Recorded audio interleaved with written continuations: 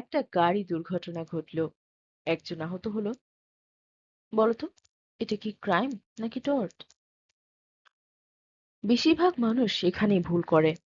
আজকের ভিডিও শেষে বিষয়টা একদম পরিষ্কার হয়ে যাবে। এই ভিডিওতে আমরা তিনটি বিষয় জানবো। এক, টর্ট ল কি? দুই, ক্রিমিনাল ল থেকে টর্ট ল এর পার্থক্যটা কি? অ্যান্ড তিন, কিভাবে একই ঘটনা টর্ট এবং ক্রিমিনাল ল দুই ক্ষেত্রেই ঘটতে পারে, অর্থাৎ দুইটা কোর্টে কিভাবে একটা কেস চলতে পারে। তো চলো আর দেরি না করে শুরু করা যাক আজকের video. What is tort law? Tort শব্দটা এসেছে ফরাসি শব্দ থেকে, যার অর্থ রং, আর এর মূল ল্যাটিন শব্দ হচ্ছে টর্টাম, যার অর্থ টুইস্টেড বা বাঁকা। সহজ ভাষায় টর্ট হলো এমন একটা সিভিল রং যার জন্য আইন কোনো রেমেডি প্রদান করে। সবচেয়ে প্রচলিত রেমেডি হচ্ছে কম্পেনসেশন, তবে কিছু ক্ষেত্রে আদালত ইনজাংশনের মতো অন্য কোনো লিগ্যাল রেমেডিও দিতে পারে। টর্টে হচ্ছে কোনো রাষ্ট্রের বিরুদ্ধে কোনো মামলা হয় না।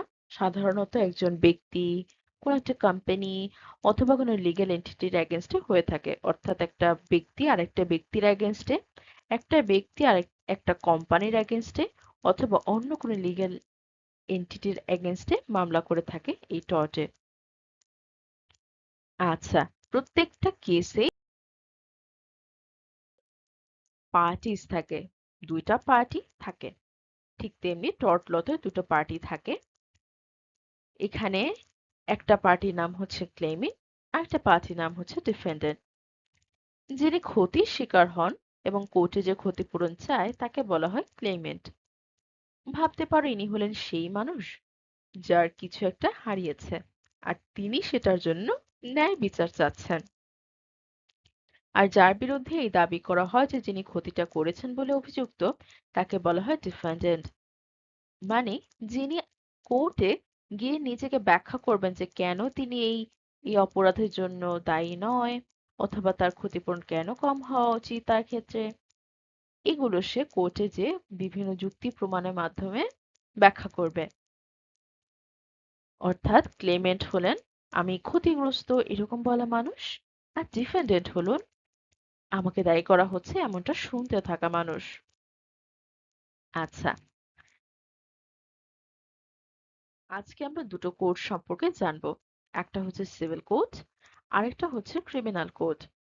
টর্ট আর ক্রাইম শুধু আলাদা ধরনের অন্যায়ই না, বরং এতে বিচারও হয় আলাদা আলাদা কোর্টে। টর্টের কেসগুলো যায় সিভিল কোর্টে, এবং এখানে ক্লেমেন্ট এবং ডিফেন্ডেন্ট দুজন থাকে। আর ক্রিমিনাল কোর্টে হচ্ছে স্টেট এবং অ্যাকিউজড পার্সন থাকে। সিভিল কোর্টে দুজন ব্যক্তির মধ্যে, একটু আগে যেটা বললাম যে দুজন ব্যক্তি বা একটা ব্যক্তি একটা কোম্পানি অথবা কোনো লিগ্যাল এন্টিটির মধ্যে বিরোধ মেটানো হয় এবং এটার ফলাফল হয় কম্পেনসেশন। আর ক্রিমিনাল কোর্টে, অর্থাৎ ক্রাইমের যে কেসগুলো এগুলো যায় ক্রিমিনাল কোর্টে, এবং এখানে স্টেট স্বয়ং নিজে ভিকটিমের হয়ে অভিযুক্ত ব্যক্তির এগেনস্টে বা অ্যাকিউজড পার্সনের এগেনস্টে মামলা করে, আর ফলাফল হতে পারে জরিমানা বা কারাদণ্ডের মতো শাস্তি। এখানে একটা ছোট্ট বিষয় জেনে রাখা খুবই দরকারি। যে কোনো কেসে সাধারণত দুইটা পার্টি থাকে, যেটা আমি একটু আগেই বলেছি। তবে টর্টের কেসগুলোতে এই পার্টিগুলোকে ক্লেমেন্ট এবং ডিফেন্ডেন্ট বলা হয়। শুধুমাত্র টর্ট না, অন্যান্য কেসগুলোতেও ক্লেমেন্ট এবং ডিফেন্ডেন্ট এই নামে দুটো পার্টি থাকে। তবে টর্টে ক্লেইমেন্ট এবং ক্লেমেন্ট ভার্সেস ডিফেন্ডেন্ট এরকমটা লেখা হলেও উচ্চারণ করার সময় সাধারণত ক্লেমেন্ট অ্যান্ড ডিফেন্ডেন্ট বলা হয়। যেমন টর্টে হচ্ছে সবচেয়ে বহুল প্রচলিত এবং পরিচিত বা ফেমাস কেস যাই বলো না কেন, সেটা হচ্ছে ডনেকিউ অ্যান্ড স্টিভেনসন। কেন, সেগুলো নিয়ে আমি পরবর্তী ভিডিওতে আলোচনা করব, এই ভিডিওতে নয়। যেমন এই কেসের নামটাও লেখার সময় যেমন বলা হয় ডনেকিউ ভার্সেস স্টিভেনসন, এটা লেখার সময় বলা হয়, লেখার সময় লেখা হয়, কিন্তু বলার সময় ডনেকিউ অ্যান্ড স্টিভেনসন বলা হয়। অন্যদিকে ক্রিমিনাল ল এর কেসগুলোতে সাধারণত স্টেট বা ক্রাউন যেহেতু পরিচালনা করে থাকে এবং ইউকে তে যেহেতু রাজা রানীর রাজত্ব রয়েছে, তাই বলা হয় যে আর ভার্সেস ব্রাউন। ব্রাউন কে? ওই যে অ্যাকিউজড পারসন। আর আর হচ্ছে রাজা। এখন যেহেতু রাজার রাজত্ব, তাই কিং, আর দিয়ে কিং কে বোঝানো হয়। আর যখন কুইন ছিলেন তখন আর দিয়ে কুইন কে বোঝানো হতো। তো যাই হোক, কিং কুইন একই। ক্রিমিনাল কোর্টে যে কেসগুলো, সেই কেসগুলোতে বলা হয় আর ভার্সেস ব্রাউন বা আর ভার্সেস অমুক তমুক এইভাবে। অথবা অনেক সময় বলা হয় দ্য ক্রাউন এগেইনস্ট অমুক। জি। আচ্ছা, তাহলে আমরা কি জানলাম যে টর্টের কেসগুলোতে ওই ভার্সেসটা লেখার ক্ষেত্রেই লেখা হয়, তবে বলার সময় এন্ড উচ্চারণ করা হয়। তবে ক্রিমিনাল কেসে আর ভার্সেস ব্রাউন অথবা দ্য ক্রাউন এগেইনস্ট ব্রাউন এইভাবে করে বলা হয়। আচ্ছা, এখন আমরা টর্ট এবং ক্রিমিনাল ল এর মধ্যে কম্পারিজন দেখব। খুব সহজভাবে আমি পার্থক্যটা বুঝিয়ে দিচ্ছি। টর্ট হচ্ছে একটা সিভিল রং। এর উদ্দেশ্য হচ্ছে ক্ষতিগ্রস্ত ব্যক্তিটাকে কম্পেনসেশন দেয়া, অর্থাৎ ক্লেমেন্ট যে নিজেই মামলা করতেছে তাকে সিভিল কোর্টে যুক্তি প্রমাণের ভিত্তিতে কম্পেনসেশন দেয়া হয়। আর ক্রাইম হচ্ছে এমন একটা রং যেটা রাষ্ট্র বা সমাজের বিরুদ্ধে অপরাধ হিসেবে বিবেচিত হয়। তবে মনে রাখতে হবে যে ইংল্যান্ড এবং ওয়েলসে এই ক্রিমিনাল যে কেসগুলো এই সাধারণত সেগুলো পরিচালনা করা হয় ক্রিমিনাল কোর্টের মাধ্যমে, যা আমি মাত্রই বলেছি। অর্থাৎ এই যে ক্রিমিনাল যে কেসগুলো, সেই ক্রিমিনাল কেসগুলোতে যখন যুক্তি প্রমাণের ভিত্তিতে আহ একদম কেস শেষ পর্যায়ে চলে আসে, তখন ওই অভিযুক্ত ব্যক্তিকে পানিশমেন্ট দেয়া হয়, অর্থাৎ কারাদণ্ড, জেল এসব দেয়া হয়। অনেক সময় এগুলোর সাথে জরিমানাও যুক্ত করা হয়, অর্থাৎ কারাদণ্ডের সাথে অর্থদণ্ড যুক্ত করা হয়ে থাকে। আচ্ছা, আসি নেক্সট স্লাইডে। এখানে আমরা একটা উদাহরণের মাধ্যমে বুঝবো যে টর্টের কেসগুলো আসলে কেমন হয়ে থাকে বা টর্ট কি। ধরো, রাফি গাড়ি চালাচ্ছিল, অসাবধানতার কারণে সে তোমার মোটরসাইকেলে ধাক্কা দিল, তোমার হাতেও বেশ আঘাত লাগলো। ল কিন্তু এটাকে নেগলিজেন্স বা অবহেলা হিসেবে দেখতে পারে, এবং তুমি কোর্টে যেয়ে কিন্তু বলতে পারবা যে আমার ক্ষতি হয়েছে, রাফি আমাকে ক্ষতিপূরণ দিক, কারণ এটা ছিল একটা অ্যাক্সিডেন্ট, নেগলিজেন্সের কারণে হওয়া একটা অ্যাক্সিডেন্ট। নেগলিজেন্সেরও অনেক প্রকারভেদ রয়েছে, ডিউটি অফ কেয়ার রয়েছে, তবে সেই বিষয় নিয়ে আমি এখন আর আলোচনা করব না, কারণ ওই বিষয়গুলোর জন্য আমি আলাদা ভিডিও নিয়ে আসব।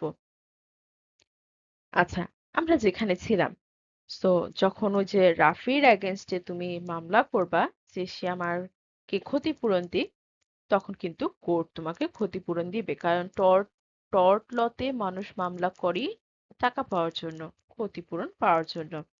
এটাই টর্ট ল এর মূল লক্ষ্য, ক্ষতিগ্রস্ত ব্যক্তিকে কম্পেনসেশন দেয়া, কোনো শাস্তি দেয়া না। আচ্ছা, চলে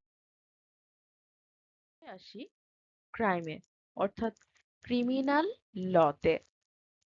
এবার ধরো, রাফি রাগের মাথায় ইচ্ছাকৃতভাবে তোমার কারে হিট করলো, ক্র্যাশ করলো, এরপর তোমাকে বেশ মারধর করলো।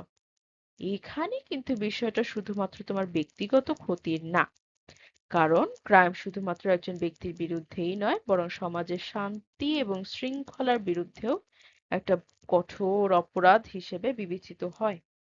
তাই রাষ্ট্র ক্রিমিনাল ল অনুযায়ী রাফির বিরুদ্ধে ব্যবস্থা নিতে পারে, এবং কোর্ট তাকে জেল, জরিমানা, কারাদণ্ড বা অন্য যে কোনো শাস্তি দিতে পারে, যেটা ক্রিমিনাল লতে হয়ে থাকে, কারণ রাফির এই কাজটা ছিল ইন্টেনশনাল অ্যাক্ট। সো কোর্টে এটা বিচারাদি হয়ে থাকে। আচ্ছা,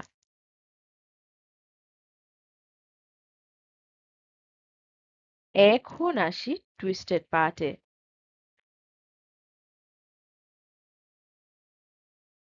কেন? এখানে টুইস্টে কি আছে? এটাই ভাবছো তো?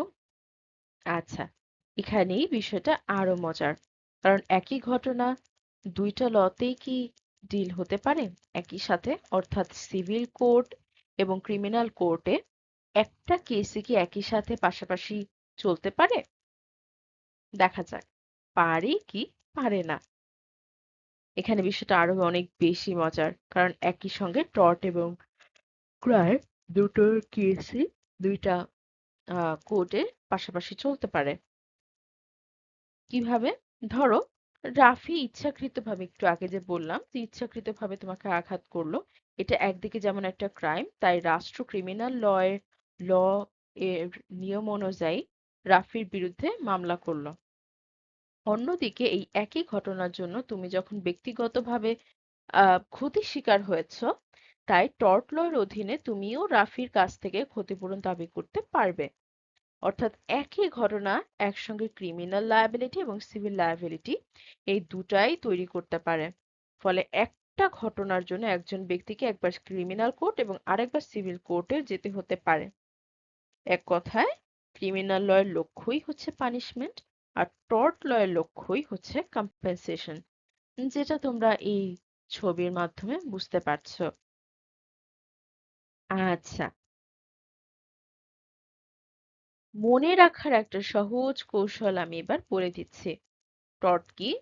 টর্ট লতে মানুষ মামলা করে কম্পেনসেশনের জন্য, আর ক্রিমিনাল লতে মানুষ মামলা করে পানিশমেন্ট দেওয়ার জন্য, অর্থাৎ শাস্তি দেবার জন্য। আচ্ছা, এখন আমরা চলে আসি কুইজ পার্টে।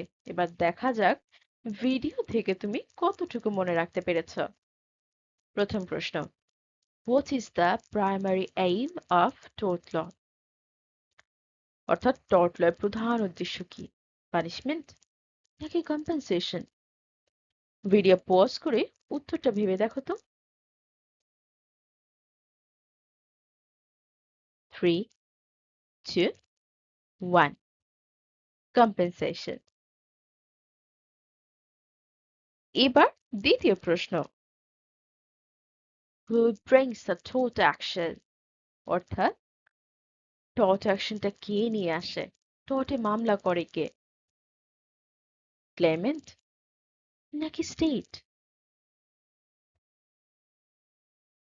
এখানে ভিডিওটা পজ করে আবার একটু ভাবো তো, কে মামলা করে টর্টে? 3, 2, 1. ক্লেমেন্ট। যদি এই দুইটা প্রশ্নেরই উত্তর সঠিকভাবে তুমি দিতে পারো, তাহলে ভিডিওর মূল কনসেপ্ট গুলো কিন্তু তুমি বুঝতে পেরেছ। তারপরে আমরা আবারও চলে আসি যে এতক্ষণ যাবত আমরা কি পড়াশোনা করলাম, কি টেকঅ্যাওয়েজ। ওকে, 1 মিনিটেরও কম সময় আমি আবারও ঝালাই করে দিচ্ছি যে আমরা এতক্ষণ কি পড়াশোনা করলাম। 1, টর্ট হলো একটা সিভিল রং।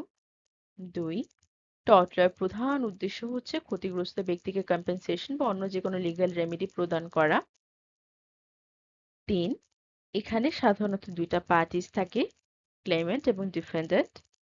আর সবচেয়ে গুরুত্বপূর্ণ বিষয় হলো টর্ট ল এবং ক্রিমিনাল ল এই দুটো কিন্তু এক জিনিস না, দুটাই ডিফারেন্ট। 5, টর্ট মূলত ক্ষতিপূরণের দিকে নজর দেয়, আর ক্রিমিনাল ল দেয় শাস্তির দিকে নজর। এই 5টা পয়েন্ট যদি তুমি মনে রাখতে পারো, তো টর্ট ল এর বেসিক কনসেপ্ট কিন্তু তোমার ক্লিয়ার হয়ে যাবে।